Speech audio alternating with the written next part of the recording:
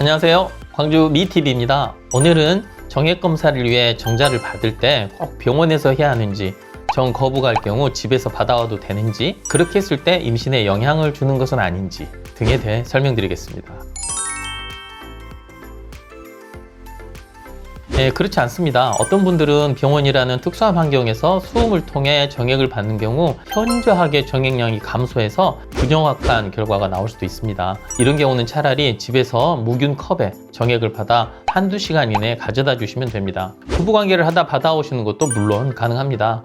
앞에서 언급한 대로 인공수정이나 시험관하기 시술할 때도 받아오실 수 있는데요. 이러한 것들이 임신율 등에 악영향을 주는지에 대해서 알아보겠습니다. 지금 나오고 있는 영문 연구 제목처럼 집에서 정액을 받아서 시험관하기 시술 등을 할 경우 임신율에 전혀 지장을 주지 않습니다. 오히려 저자들은 집에서 받아서 가져오는 것이 심리적으로 편안한 곳에서 사정되는 것이라 정액의 질적인 면이 더 나았다고 보고했는데요. 결론적으로 가까운 곳에 사시는 분들이라면 힘들게 병원 채취름해서 정액을 받지 않으셔도 되고요. 집에서 받아가지고 와서 정액 검사를 하거나 시술 과정을 진행하는 방법이 오히려 편안하고 안전하다는 장점을 가지고 있다고 주장하였습니다. 저 역시 병원에서 정액 검사를 하시는 분들의 정액량이 너무 적게 나오는 경우가 있었는데요. 경험상 부부관계를 하다가 무균 용기에 받아오시는 경우가 양이 훨씬 많았습니다. 물론 세계보건기구의 가이드라인에서는 병원에서 도저히 정액 받는 것이 불가능한 분 등 불가피한 경우에만 집에서 정액을 받는 것으로 권유하고 있다는 점 참고 바랍니다.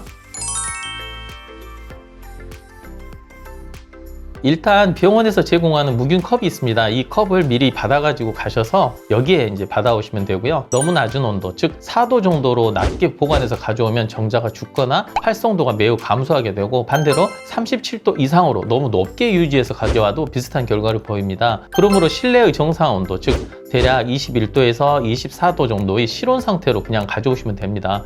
즉 여름이라고 아이스팩에 담아오시거나 겨울이라고 보온통에 넣어오시는 그런 행동은 절대 안 된다는 점 기억해 두시면 되겠습니다. 일단 컨디션이 좋고 관계를 3일 정도 안 한 상태에서 받으셔야 합니다. 지속적으로 복용하는 약 중에서 정액소견에 문제가 되는 약들도 있을 수 있으니까 그런 약을 복용 중이면 반드시 주치의 선생님에게 알려주셔야 하고요. 만약 정액검사가 이상하게 나왔다면 1주에서 2주일 후 다시 한번 정액을 받아서 재검사를 해야 한다는 점도 알고 계셔야 합니다.